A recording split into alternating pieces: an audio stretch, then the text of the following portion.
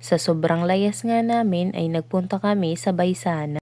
Sa hindi nakakaalam ng Baysanan, ang Baysanan ay Kasalan baga.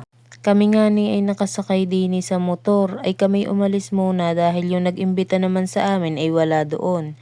Napagdesisyon na namin ng aking darling na pumunta na lamang sa Sidera sa bayan dahil malapit na ang piyesta. At sabi ko ay saka na lang kami babalik, kami muna ay magmumuni-muni. Baga ilulubos-lubusin na ang oras na kami laang munang dalawa. At sa hindi naman nakakaalam, kami baga ay may 3 anak na makukulit, maiingay at magugulo. Nasa sobrang gulo nga minsan ay talaga naman, mapapasabi ka naman ng wait, teka lang, time out. Ay ari na nga papunta kami ng bayan at pupunta kami ng Sidera. Ay pagkagantong ang mga pagkakataon ay talagang nai-enjoy namin mag-asawa dahil syempre, ito lang yung oras na kami lang dalawa. Kaya nilubos na talaga namin.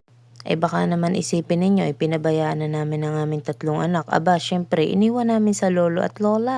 At ayun na nga, nandito na kami at nakita ko nga itong Ilocos empanada na to. And alam ko bawal to sa akin kasi nga meron akong gallstone and kidney stone.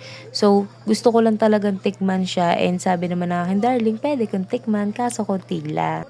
Located siya dito sa San Juan, Batangas. Ayan na nga ang aking darling. Naghihintay lang siya sa motor kasi nga sobrang siksikan dun sa Ilocos empanada. Kaya ako na lang pinapila niya. Empanada, pagkatagal-tagal. Gusto ko lang magpasalamat sa akin darling na talaga namang spoiled. Na-spoiled ako sa mga gantong pagkakataon talaga. Mapagamit man yan o pagkain talaga na cravings ko. Alam mo, first time ko lang talaga na matikman tong Ilocos empanada at mga mima, napakasarap.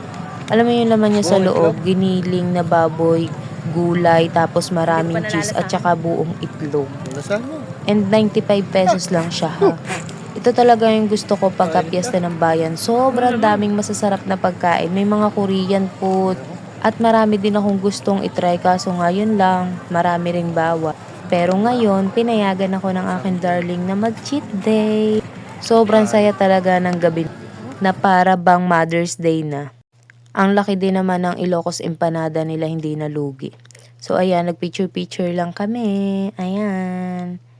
And then, pagkatapos niyang mga ganap na yan, bumalik na ulit kami dito sa Baysanan. Ayan. For the tagay ng mga person. Kaso ako, punta lang. Bye!